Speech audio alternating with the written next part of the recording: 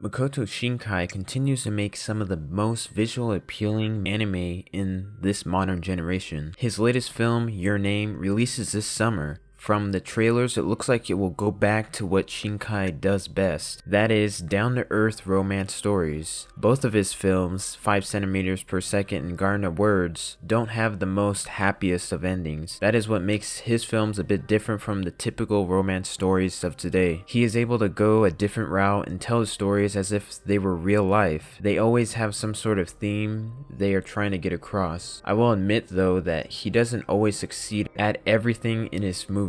There's still some elements of both a writer and a director that he can work on. One being his character arcs, specifically the way they are wrapped up at the end of the story. Another is the relatability of the characters and situations that they find themselves in. And last, the visuals overshadowing the importance of the moments themselves. One of the hopes I have for Shinkai's next film is wrapping up his characters nicely by the end of the movie. It's a running problem in his movies that by the end they don't get to full completion of the character arcs. An example of this would be in the movie The Children Who Chase Lost Voices, where the main character Asuna goes through the entire journey of her story, never really getting the full treatment of her character arc by the end. In contrast, another character, Mr. Morizaki, who at the end comes to the realization of what he has been doing the entire time was wrong, essentially changing the character and having his character go through an arc. The problem with this was that he wasn't the main character of the story. He was almost the antagonist, but not quite. He never went the full villain arc, but he was definitely a conflict with Asuna throughout the entire time. So it was interesting to see how he changes and how she pretty much stays the same throughout the entire movie and even by the end. And so by the end of the movie, it did make the characters kind of feel weightless and not so much important in the entire grand scheme of things. This was just something that I wish he could have worked on a bit more, and especially with this particular movie where he was trying to get so much of that Studio Ghibli feel and Hayao Miyazaki style. He didn't completely go full on with the characters as what Miyazaki would do by the end of his films. Having our main characters be relatable is a great advantage for getting the audience to get invested in the story. This is something that Shinkai can still work on a bit, primarily between the two cases of Garden of Words and 5 centimeters per second, where both movies we follow characters who we can't completely relate to because of the situations they are in specifically. In Garden of Words, it's a situation between a student and a teacher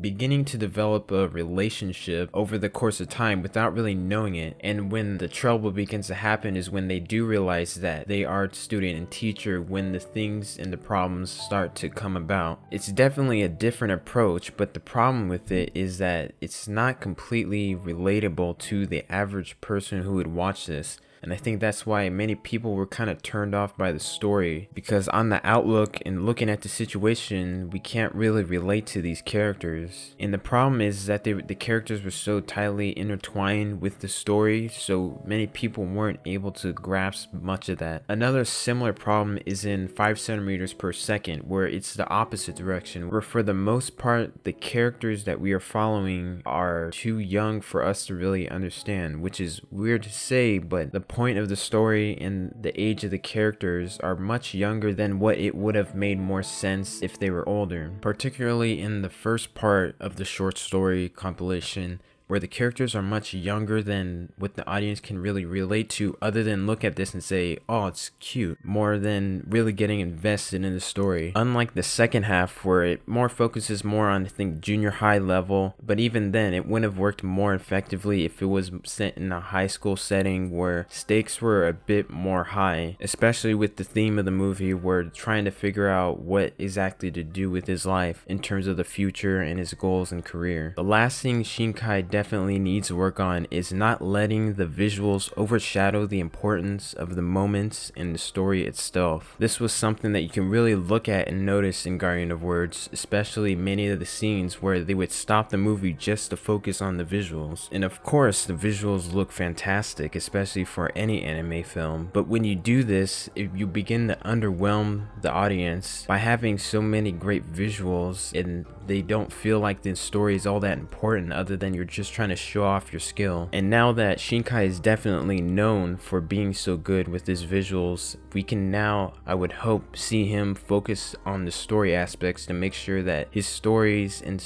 writing, it complements the visuals as well. So those are just a few things that I thought Shinkai needs to work on for his next film to make sure that he grows as a filmmaker and gets better, especially since he is pretty much has been growing in popularity because of how great of a filmmaker he really is, and how it really feels like he is pushing anime forward with his visual technique and style. So Your Name is due out this summer, and I am definitely looking forward to what Shinkai has in store for this movie and seeing what he does next to push himself forward as both an animator and a filmmaker.